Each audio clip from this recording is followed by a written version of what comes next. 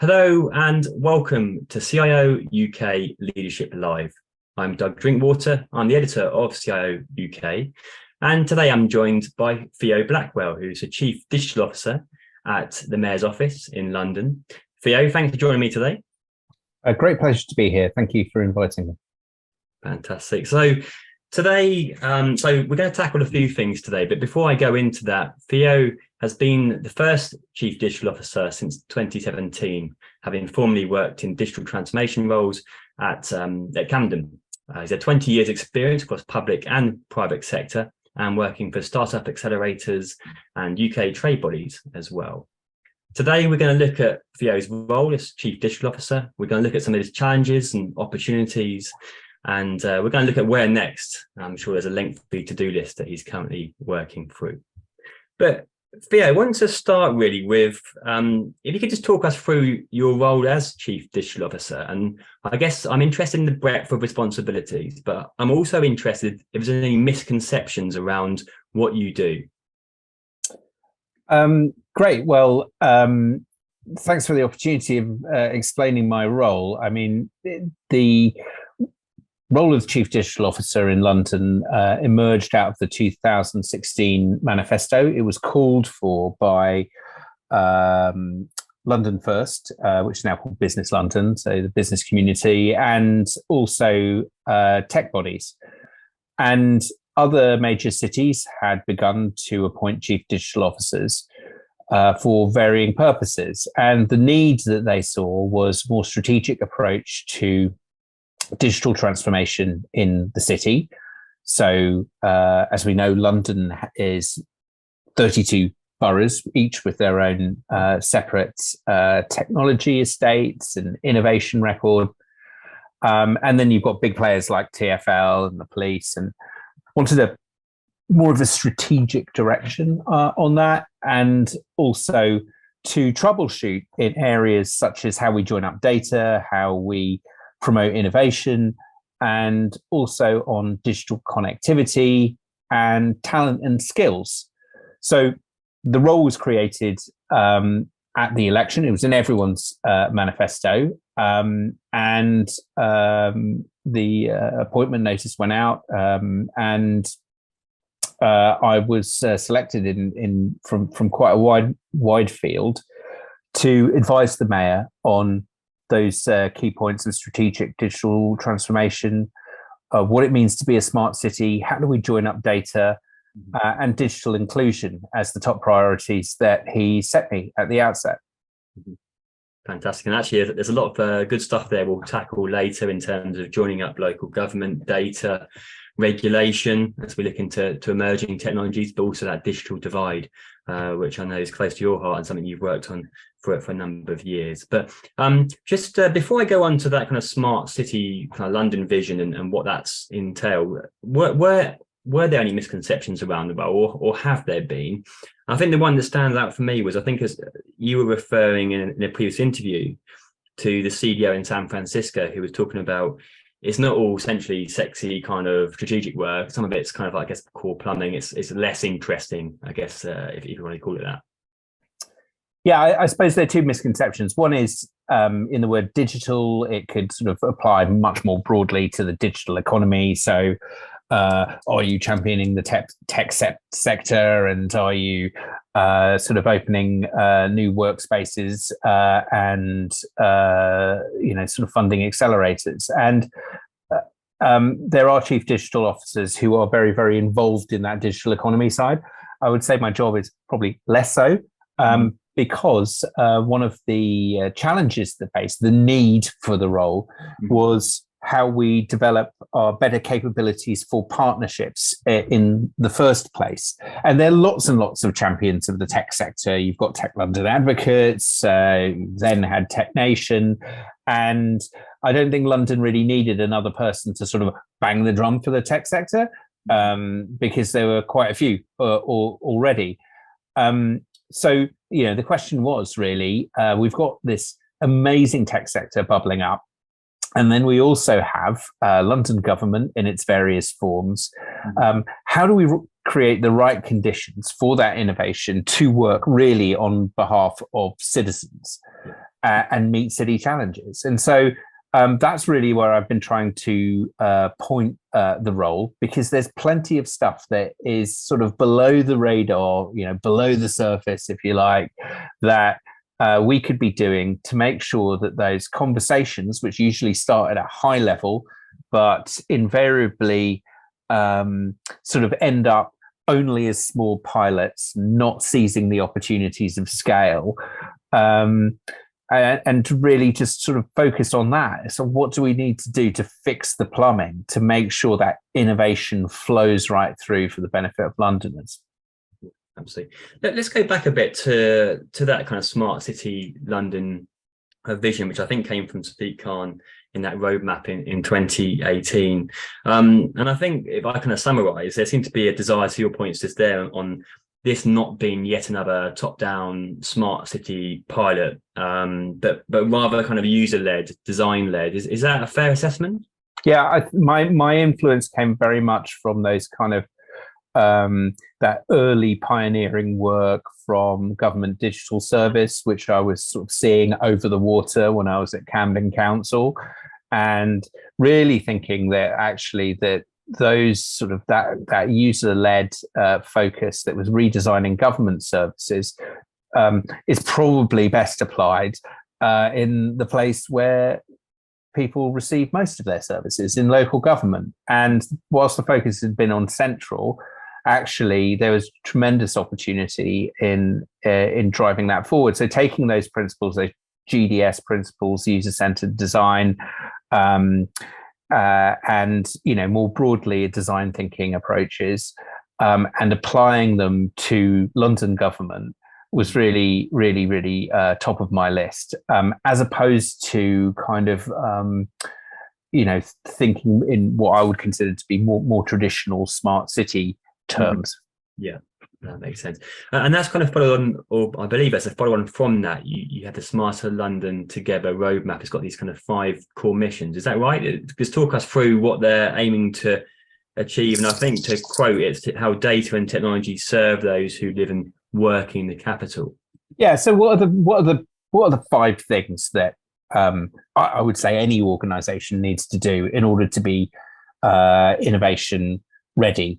And I wanted to focus on those. I mean, there's an element of the roadmap which was an exercise in consolidation, because I was finding initiatives here and there when I went to the GLA.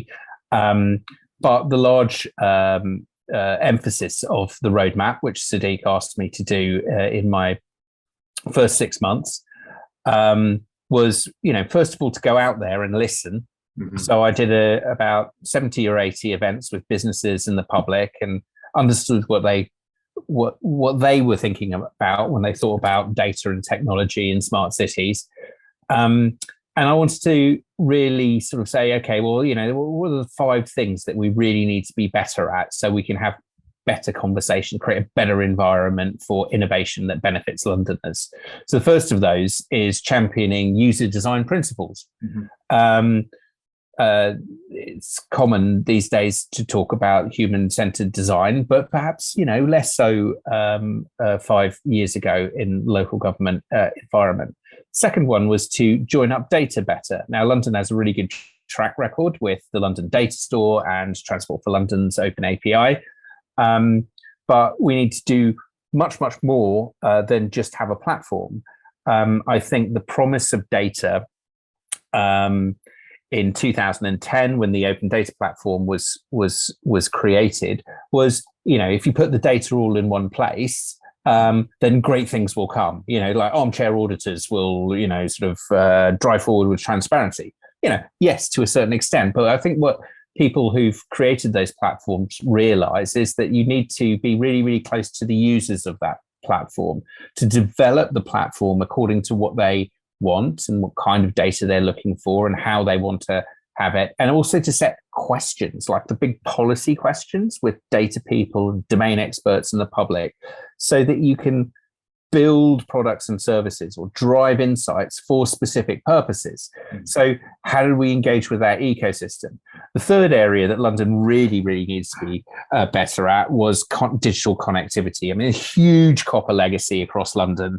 Only 4% of London's homes were connected on full fibre in 2017. As of January, a couple of days ago, that's 50%. So what we need to do is talk to telcos, talk to the boroughs and say, well, how do we make London more investable for the private operators going in? And is there a play that we can make ourselves, which we have with Transport for London and its partnership with BAI, which is laying hundreds of kilometres of full fibre through tube tunnels as we speak. The fourth area was digital skills. This is obviously a moral and political imperative for the mayor. We need to make sure there's a talent pipeline of jobs to Londoners. It is also, I cannot talk to our elected representatives at a borough level about digital transformation and making public services better through the use of technology without answering that question. And being able to, develop a strong piece around digital inclusion was really, really important. So the fifth area, which is really, again, sort of taking a leaf out of Mike Bracken Government Digital Service, is creating new institutions for the digital age. To put it grandly, it's like we didn't have in London the kind of central team that enables us to explore some of those really complex and sort of off-grid problems that stand in the way of all of the things that I've said before. So in 2019, we created the London Office of Technology and Innovation, which has gone from strength to strength. And that is a core team of people who work on agile principles. They've done about 40 to 50 projects so far with the boroughs. It convened all of the London CDOs of local authorities in one place. It's examined things like new methodologies and created things like new methodologies to do great data services. It's done great work on new business models that we can apply to social care. It's looked at how we can use our market power on the technology estate and disrupt some of the market that really holds local government prisoner, kind of thing that the taxpayers don't really realize, is that we are essentially sort of subject to quite a lot of big tech, and it's not as flexible or as cheap as it should be. So LOTI, being a collaborative body, really, really important to London. No other city in the UK has a body like LOTI, and we constantly talk to cities in the UK and across the world on how they can develop teams like that. So that was setting up that as a new institution was really, really important for us. Yeah, so I was going to come on to LOTI, but you've encapsulated it well there in terms of it being a kind of catalyst, I guess, for local government collaboration. Right. And getting buy-in, I guess, it sounds like getting everyone's voices to be heard. And I guess that's where I was going to go next, actually, Fia, was, I guess, playing devil's advocate. How do you kind of drive that? I mean, collaboration will be part of this, clearly, but driving digital change across 32 boroughs, and not least given some of the wider market constraints we've seen over the last kind of 2 to 3 years. How are you trying to kind of balance that local autonomy and power with, what you as a group can provide? Well, I mean, it is a balance because, of course, London boroughs are their own sovereign bodies and they don't have to do anything that I suggest. But I think increasingly people are looking at how they can use data more dynamically. And if that's the case, how do they join up with others? How do we make that as simple and easy and effective and responsible as possible? And that's what we can do here. There are projects, of course, that that go beyond borough boundaries. Something like 40% of London's population live within a kilometre of a borough boundary. So So projects around air quality, where we should put electric vehicle charging, projects on digital inclusion. All of these are ones that transcend borough boundaries. So our ability to work with boroughs and their needs and enable us to combine those boroughs based upon their needs. So I think in the past, with the sort of legacy of shared services, it was quite often that, boroughs would consider joining up with a neighbouring geographical borough. So, I was involved at the beginning of the shared service with Islington and Haringey. There was one which stretched from Westminster across Kensington and Chelsea and Hammersmith and Fulham, which has ended. But, ultimately, you may well have outer London boroughs at different ends of London that have the same needs. So how do you bring those boroughs together? And I'll tell you, there's also like something quite fundamental that someone who led on public health in Camden once told me about data. The average size of a London borough is 250,000 people, and 250,000 people isn't that big when you're using data. And if you're looking at particularly vulnerable users, the numbers diminish in those cohorts. Those people tend to be, suffering, serious or chronic or multiple conditions. And they are very, very costly in terms of triaging them with local government or the NHS. If you're able to identify the needs of that group on a much larger scale, let's say 1 million people or 2 million people, 4 million people, etc., you are then able to get greater insight, develop better services than you would if you just did it alone. And I think increasingly we as a city are seeing these problems in the round and thinking, how do we combine our knowledge and experience and insight into tackling, some of the challenges faced by these groups of people? Yeah. I guess given that, is there a greater, well, I was going with that question was, is there a greater desire for collaboration? I know, for example, in central government, as an example, that there's always been a bit of skepticism in terms of local versus centralizing responsibilities or leadership. But do you get the sense that there is more appetite to share findings, to share challenges, so you can work as a collective to some of these problems, which, as you say, go beyond the boundary of one borough? Yeah, I mean, it's a difficult one. London's on a journey, and the day job of local authorities is delivering services to their residents. That's what they do. So that often is top in a conversation with them, and the sort of time and opportunity for collaboration, you constantly have to prove a sort of a business case or a moral case for. So it's not it's not as intuitive as one or commonsensical as one might think. However, when new challenges arise, there is clearly a drive in London to do things together. So, for example, when they wanted to trial e-scooters in the city, an unprecedented number of boroughs got together to do that. That was 13. Now, like 13 boroughs, what's that? That already is, in terms of population size, the largest city in the country. And equally on air quality, discussions around retrofit, how we join up data, all of these challenges coming down the road, people are thinking, okay, I don't have the capacity or resource to do this alone. And then when you go into things like smart cities, it is inconceivable that, if you think about the human technical expertise needed to create sensor networks and ingest data and to link it with your staff in the environment department or housing department or wherever. 32 boroughs all employing the same kind of person would not be feasible.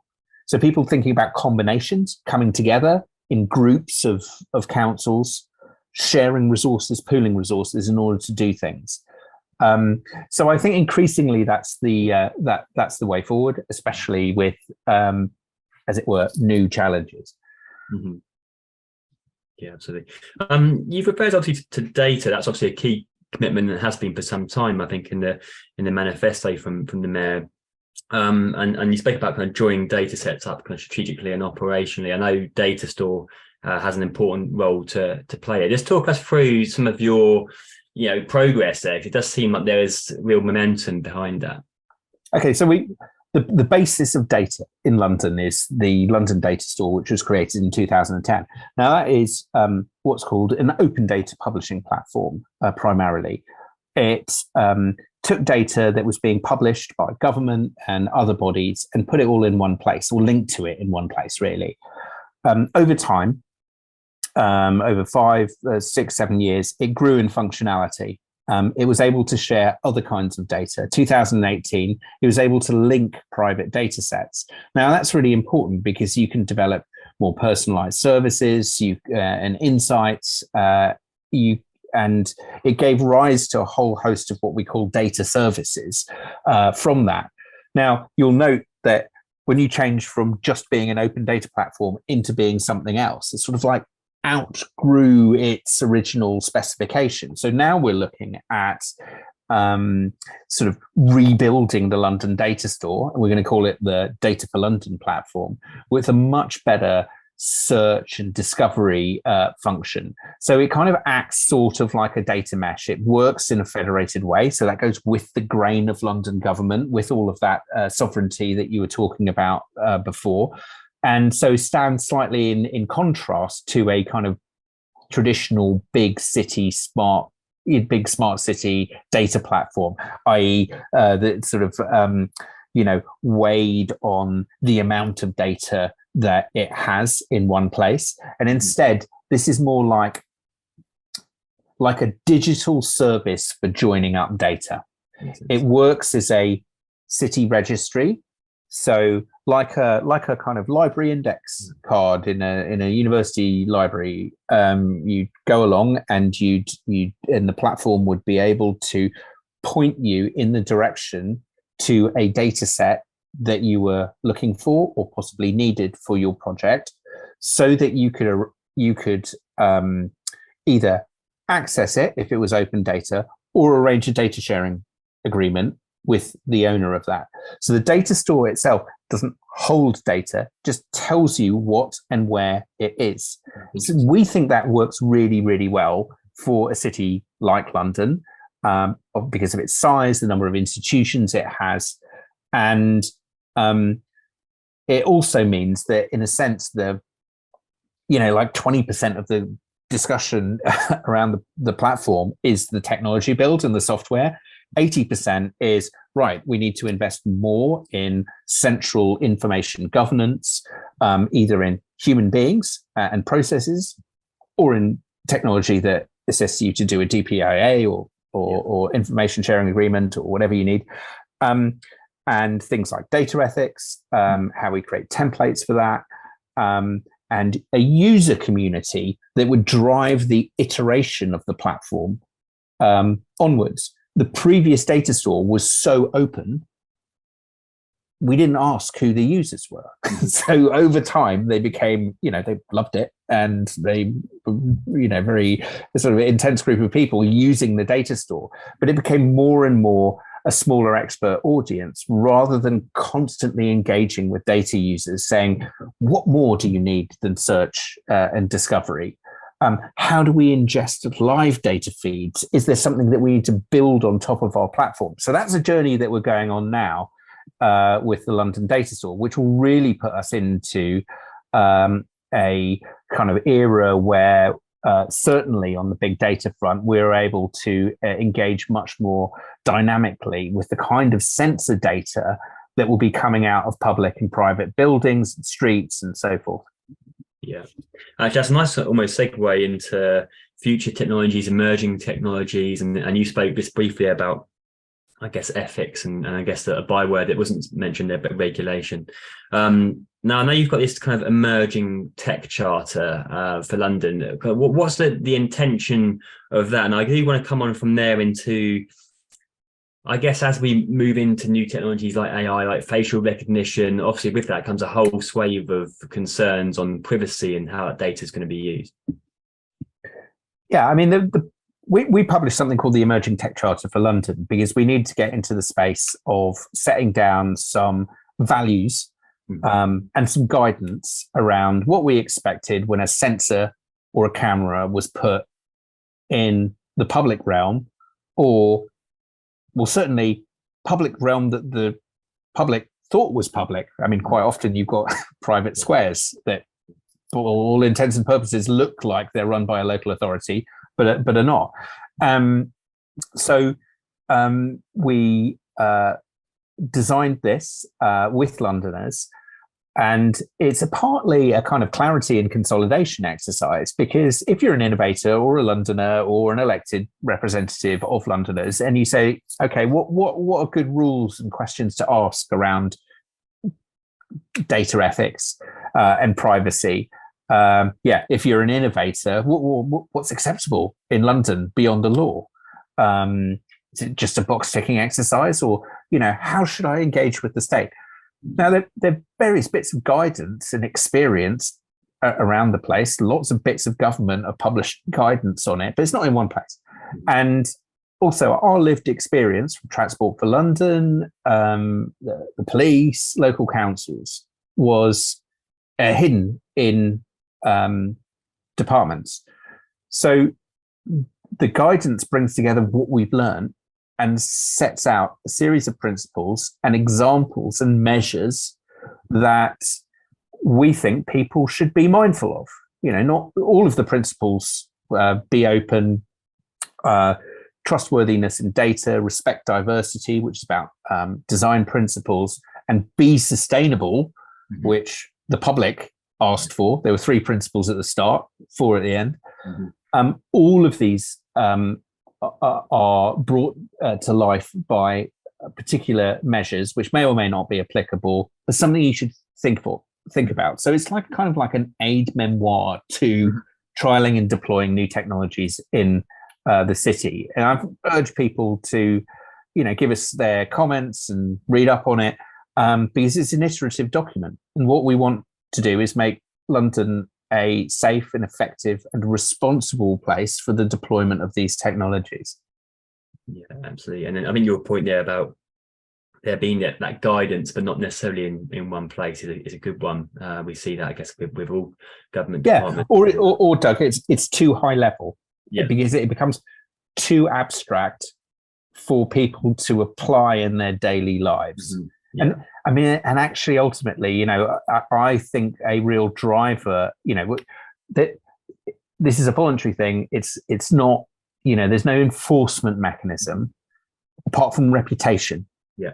If someone deployed something that infringed on people's rights and they hadn't followed the charter, I want people to ask questions. Yeah.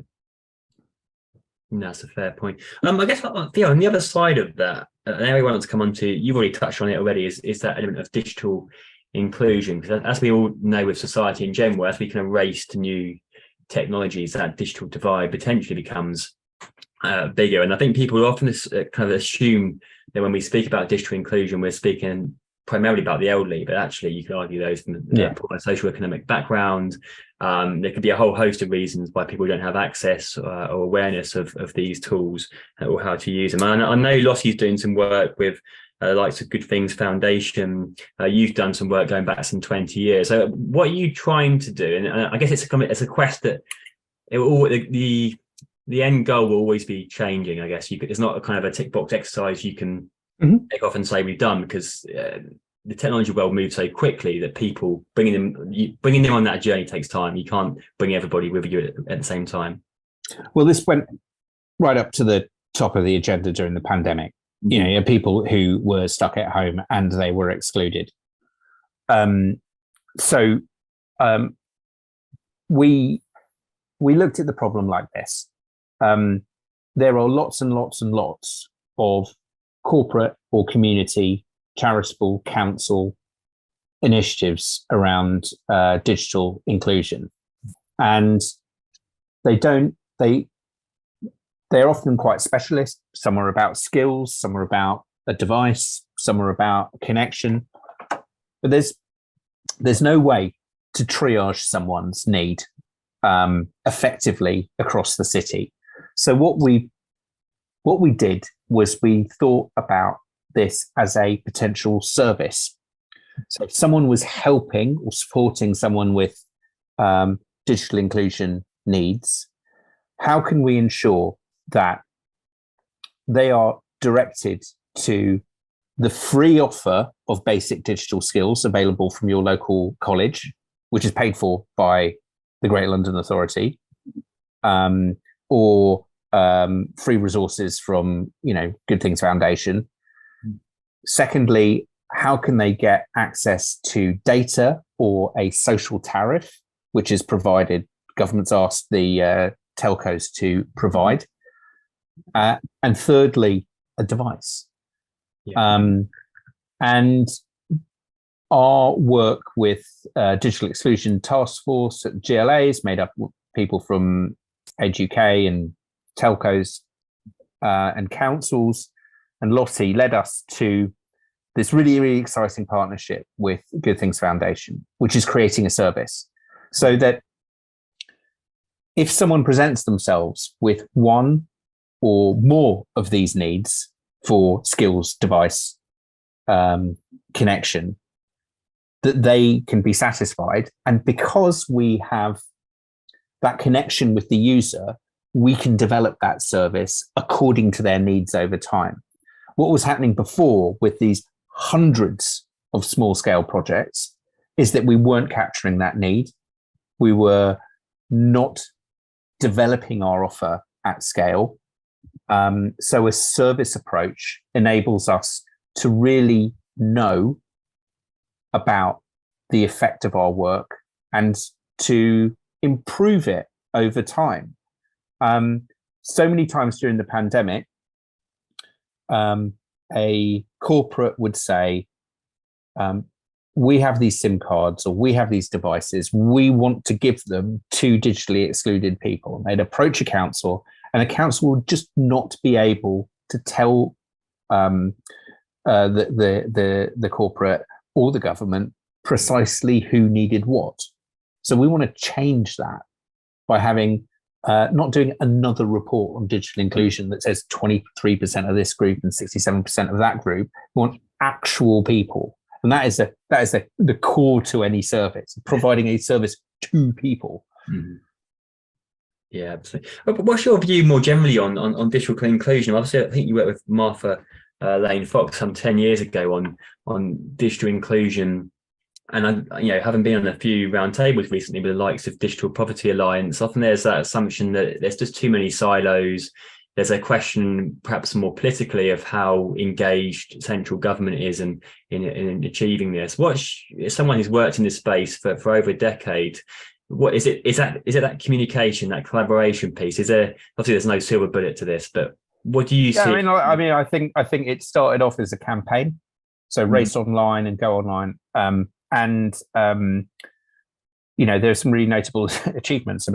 Martha's work led to the creation of the government digital service. And I think over time, digital inclusion went less about numbers and more about accessibility and web design and making things mobile friendly and compatible and so on. And when the pandemic hit us, it was like back to numbers. It was back to lots and lots of people cannot access the internet because they cannot afford a connection. They don't have a device. They don't have the basic skills. So whilst I totally applaud the kind of movement into making websites much more user friendly, that is a necessity.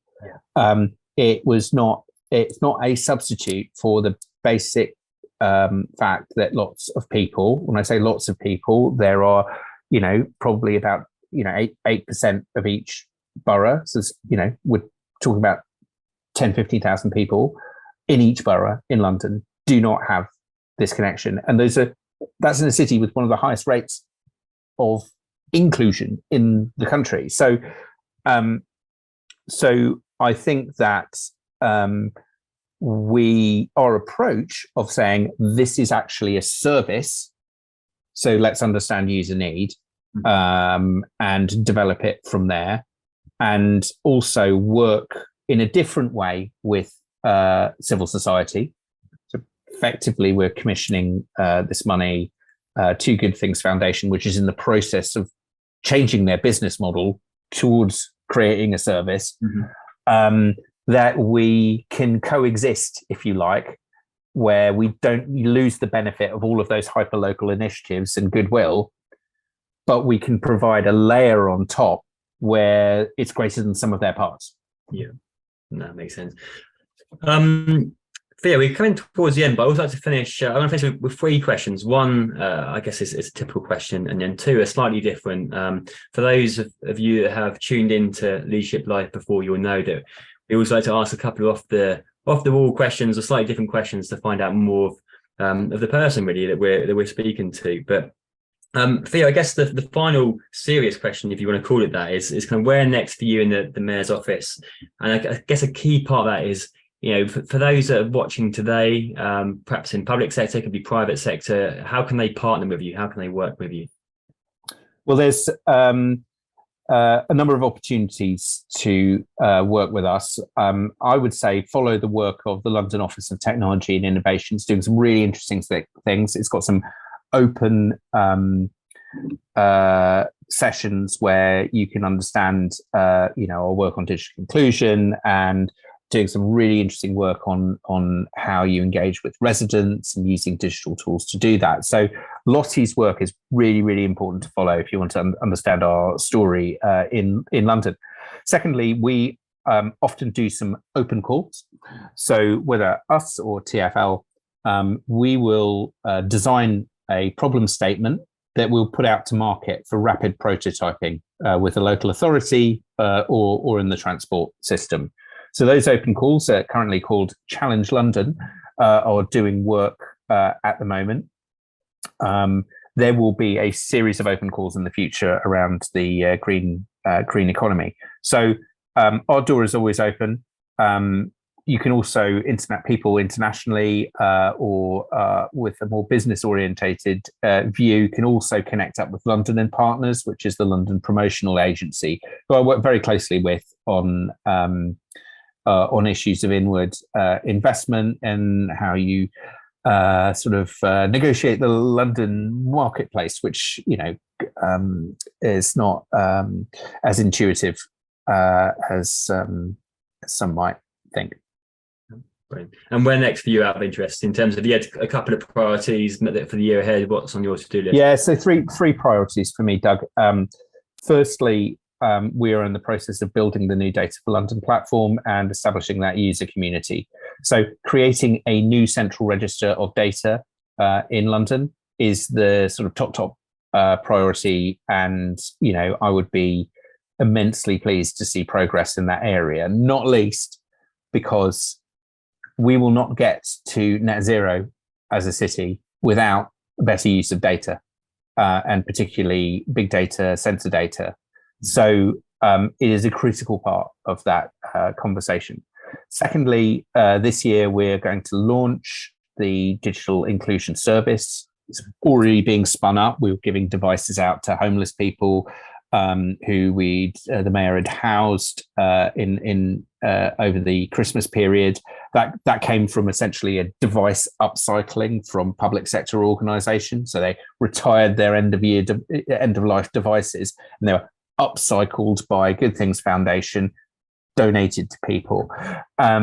So that service will be really important. And then the third area is what I would call, broadly speaking, open innovation. We're doing a lot of thinking about how the city does more open calls in the future. So linking together with boroughs, linking together with those in transport or the police, we've got a particular problem to solve. And how can we do really, really exciting prototyping work? And what sort of structure do we need to do that? Because I don't want London to be a kind of like theatre of pilots. Mm-hmm. I want us to be able to say, here is a problem that is faced by a significant proportion of the population, and we can do these things at scale. So they'll be of interest to the market because you'll be serving potentially hundreds of thousands of people, and it will have a kind of longevity or sustainability because it'll have met the need that we'd set out there. So there's a big bucket about open innovation, probably less advanced on how we think about that in its next iteration than the others, but nonetheless, really, really important. Yeah, absolutely. Some great priorities there and some interesting work ahead. But I guess, Theo, I mentioned before and at the start of this session, I'd like to ask a couple of slightly different questions at the end. So I guess the first one would be, what are you most proud of? That could be professional or personal. You can take your pick, or give me both if that's what you prefer to do.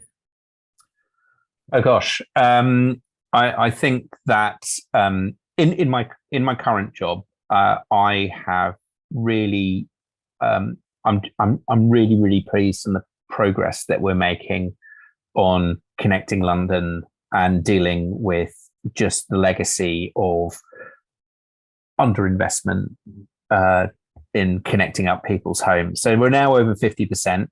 Some say we could hit 95% by 2026 if we carry on going at the current rate. So not saying that, the kind of infrastructure, London is a global tech hub. So infrastructure in its sort of recent state did help London achieve that status. But it doesn't help us as we move to kind of Web 3.0 and the new advanced tech stack that's being developed here. So the mayor being able to influence that, and our team that was created at the same time as me being able to work with boroughs and telcos to make London a better connected place, totally fundamental to London on all sorts of levels. So I'm really, really happy with the progress that we've made there. And, underneath our feet, Transport for London, hundreds of kilometres of dark fibre being laid with crews out every night doing that. People sort of witnessing it by getting a 4G connection on the tube, but it's so much more than that. That fibre spine will light up London. So we're really pleased with progress on that. No help from the government, though. Yeah, interesting. And then finally, growing up, what do you want to be? What was your aspirations when you were a kid? That's I kind of thought back when you said that. I think at one point I'd seen some film or something, and I thought being a diplomat sounds quite a good job. I didn't really know what it was, but they seemed to have quite a good life. But actually, kind of relating it to chief digital officer. I mean, I'm not saying I'm like particularly diplomatic, but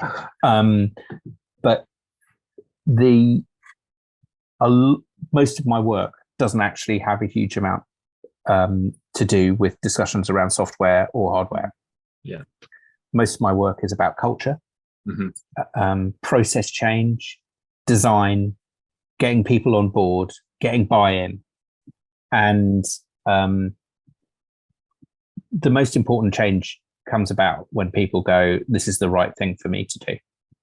And laying the groundwork for that, I think, is a key part of my job. So I suppose it's diplomatic.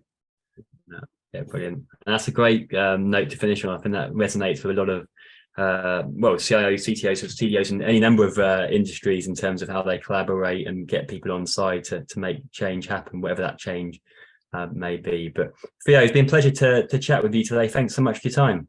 Thank you, Doug. Brilliant. And of course, thanks to you viewers for tuning in today. I hope there's some interesting insights to take back into the day job. That's all from me for now, but thanks for watching. Goodbye and see you soon.